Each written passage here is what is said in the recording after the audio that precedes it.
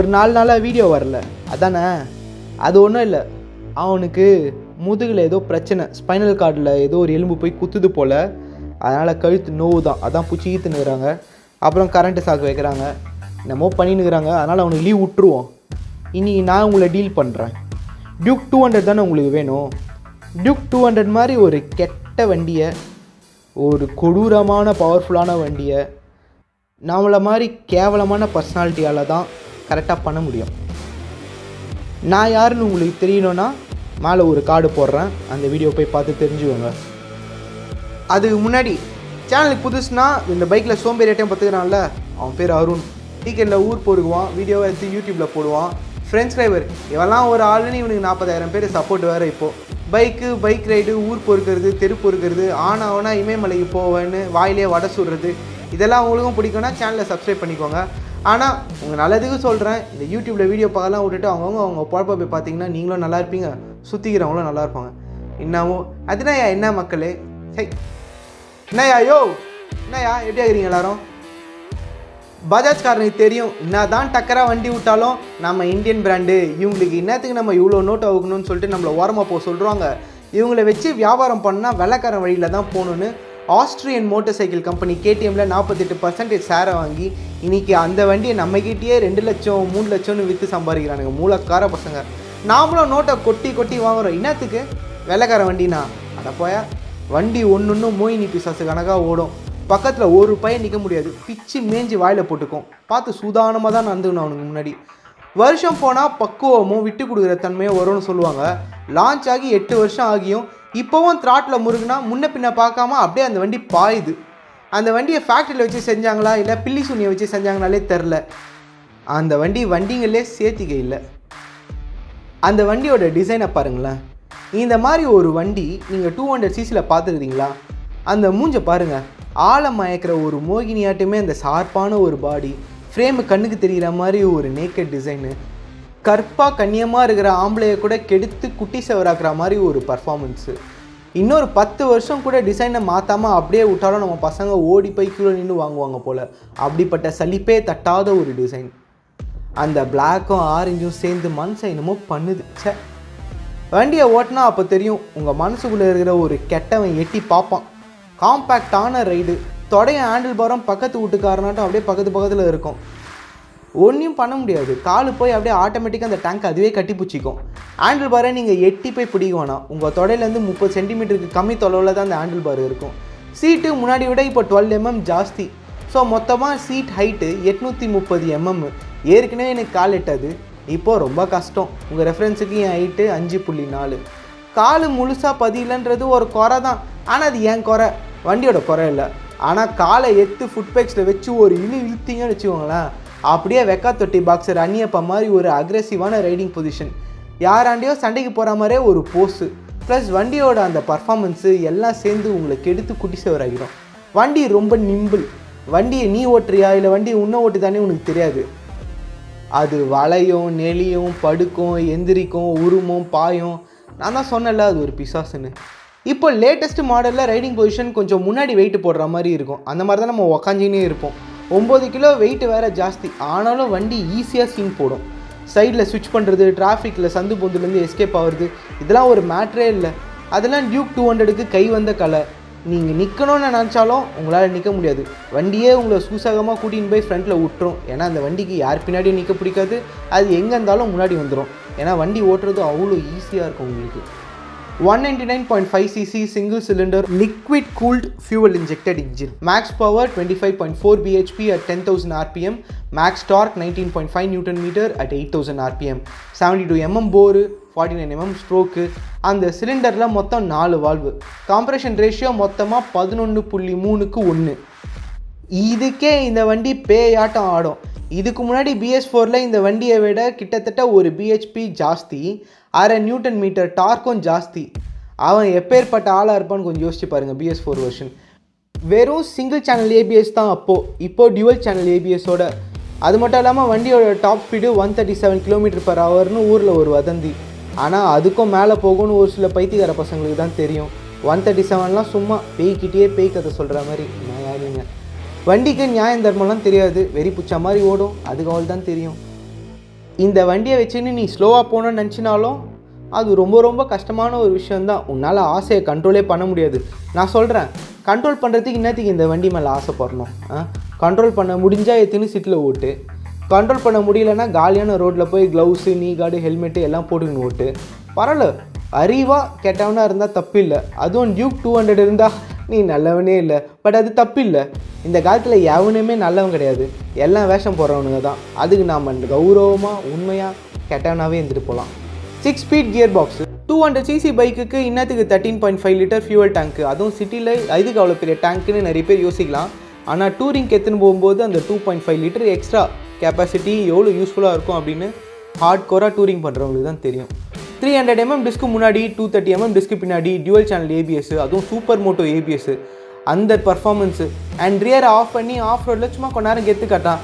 ஆனால் இது city and டூரிங்க்கு okay.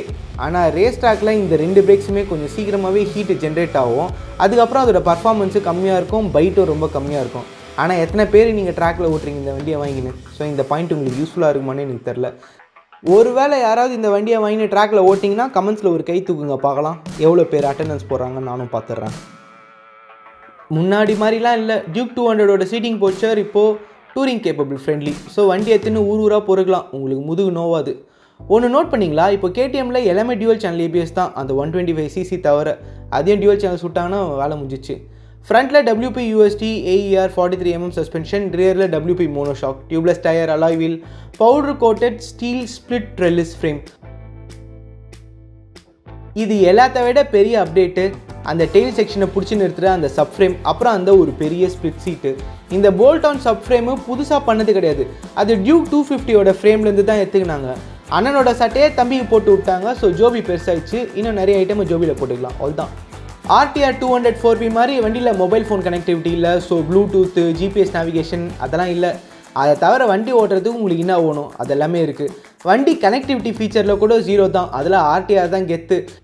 ஆனால் சண்டை செஞ்சு பார்த்தா வின் பண்ணுறதுக்கு ப்ளூடூத் கனெக்ஷன்லாம் வேலைக்கு ஆகாது. அந்த எக்ஸ்ட்ரா ஹார்ஸ் பவரும் டார்க்கும் தான் இம்பார்ட்டண்ட்டு. ஆனால் இன்னத்துக்கு சண்டை போடணும், ஜெயிப்போன்னு தெரிஞ்சு சண்டைக்கு போகிறவன் வீரனே இல்லை. பேய் பிடிச்சிருந்தாலும் அதை அடக்கி வாழ தெரிஞ்சவன் தான் பக்குவமான வீரன். ஃப்ரண்ட்டில் அந்த இன்வெர்டட் ட்ரையாங்கிள் ஹெட்லாம்ப் கவுல், LED + DRL + கன்வென்ஷனல் பல்ப், பக்காவான ஒரு இலுமினேஷன்.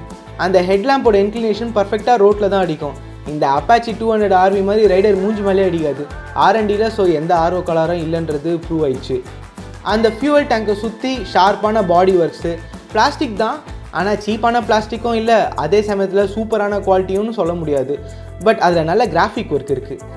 ஒன்று சொல்கிறேன், மனசை கல்லாக்கிக்கோங்க, ஓவரால் பில் குவாலிட்டி சொக்க தங்கம்னா சொல்ல முடியாது. ஸ்விட்ச் கீரெல்லாம் தொட்டு பார்க்க அவ்வளோ ஒன்றும் டாக்டைலெலாம் இல்லை. சைட் பேனலோட பிளாஸ்டிக் பாடி ஒர்க்கில் கூட நிறைய கேப்ஸ் உங்கள் கண்ணுக்கு தெரியும். அந்த ஃபுட் பேக்ஸும் சுமார் தான். ஏன் அப்படி சொல்கிறேன்னா, இந்த வண்டி 2 லட்ச ரூபாய்க்கு மேலே. 2 லட்சத்துக்கு எங்கள் ஊர் நடுவம் கிராமத்தில் நான் 1/2 ஏக்கர் நிலமே வாங்கி போட்டுருவேன். அதே காசை எடுத்துன்னு போய் நான் வண்டி வாங்கணும் அப்படின்னா இந்த குறையெல்லாம் என் கண்ணுக்கு தெரியுது, நான் என்ன பண்ணுறது? ஒரு பொண்ணை மனசார காதலிக்கும் போது, குறிப்பாக KTM 200 மாதிரி ஒரு அழகான பொண்ணை காதலிச்சா அவள் எந்த அளவுக்கு தாய்க்குளமாக இருப்பா, எந்த அளவுக்கு உன்னை தூக்கி போட்டு மிதிப்பான்னு நீங்கள் தெரிஞ்சுன்னு தான் தாலி கட்டணும்.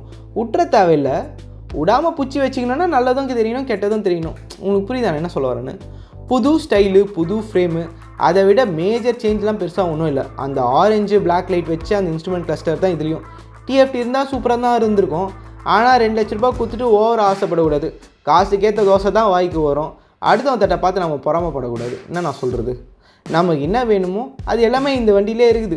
Service due indication, average, current fuel indication, current fuel economy, ride range, clock, speedometer, odometer, tachometer. அது மட்டும் இல்லை, இப்போ டியூவல் சேனல் ABS வேறு. வண்டி சும்மா நில்லுன்னா கன்று மாதிரி அதே இடத்துல நிற்கும். வண்டி BS4 விட 11 கிலோ ஜாஸ்தி. ஸோ வெயிட் இப்போது 159 கிலோ. இந்தியாவோட ஹையஸ்ட் செல்லிங் டியூக்கு இதுதான். 2012 அப்புறமா 2021 நிறைய அப்டேட்ஸு. உங்களால் முடியும்னா 50,000 ரூபாய் ஜாஸ்தி போட்டு டியூக் 250 எடுத்துக்கோங்க. பவர் ஃபீச்சர்லாம் இதை விட கொஞ்சம் ஜாஸ்தியாக இருக்கும். ஆனால் சேல்ஸ்னு வந்துட்டா அந்த சோஸ்திரம் பாடி இந்த பிசாசை நீங்கள் பேய் ஓட்டவே முடியாது.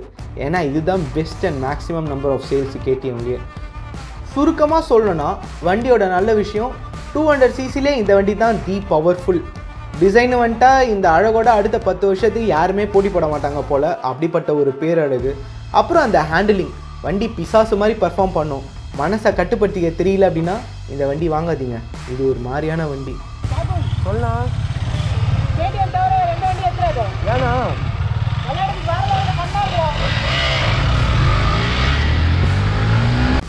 போடா தயிர் சாதம், இன்னும் குழந்தையாட்டம், வெக்கமா இல்லை உனக்கு?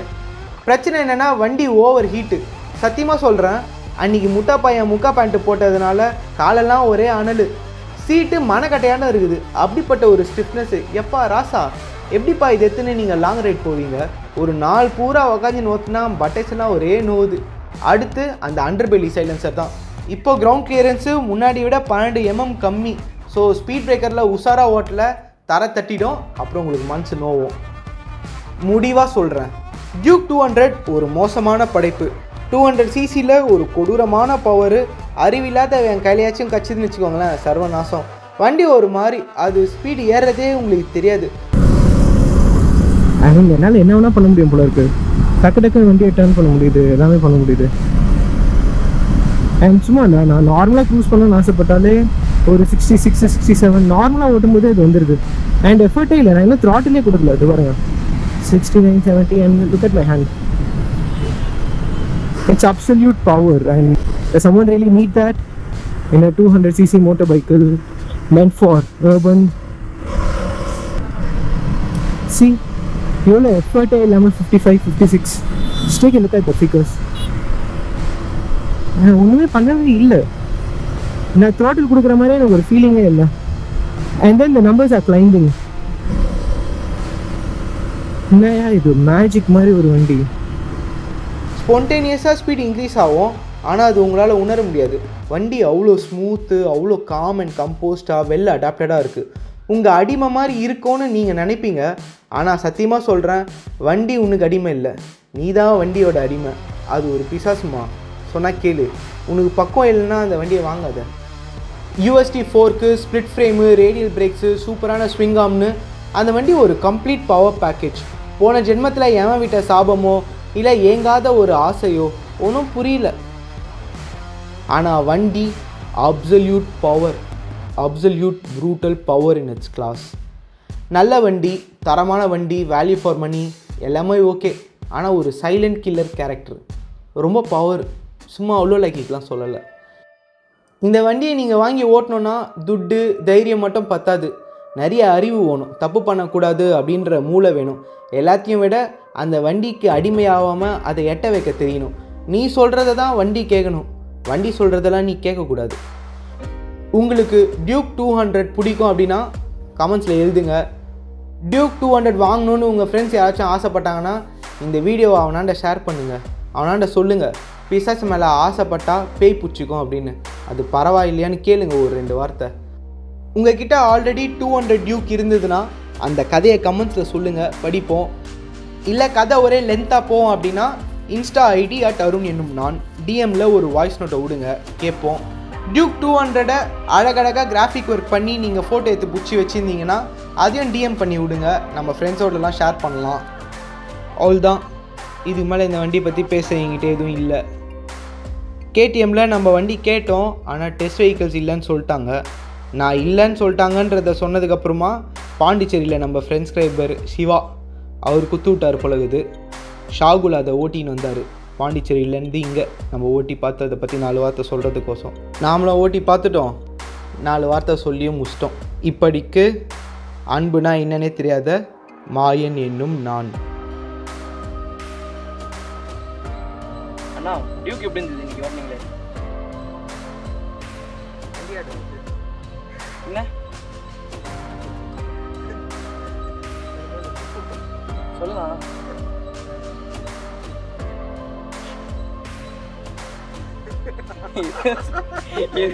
ஏதோ சொல்ல சொல்லுங்க. இன்னும் சொல்கிறதுக்கே இல்லைடா. ஷாகல் ப்ரோ நீங்கள் என்ன நினைக்கிறீங்க?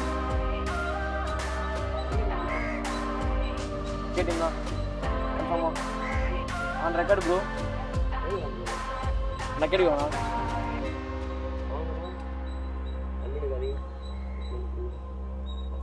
ஸ்டாப் தான் வில்லிதான். அதெல்லாம் பண்ணாதீங்க, அதெல்லாம் நல்லது இல்லை, அதெல்லாம் தப்பு. எங்களே தப்பு பண்ண வைக்குது.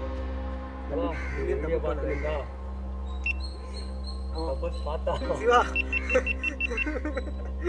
வண்டி வண்டி ஏன்டா குத்தன்னு ஃபீல் பண்ணாத ப்ளீஸ். நான் கண்ட்ரோலாக தான் இருந்தேன், கண்ட்ரோல் என் கையை மீறி போயிடுச்சு. ஓகே அவ்வளோதான், சொல்கிறதுக்கு இல்லை.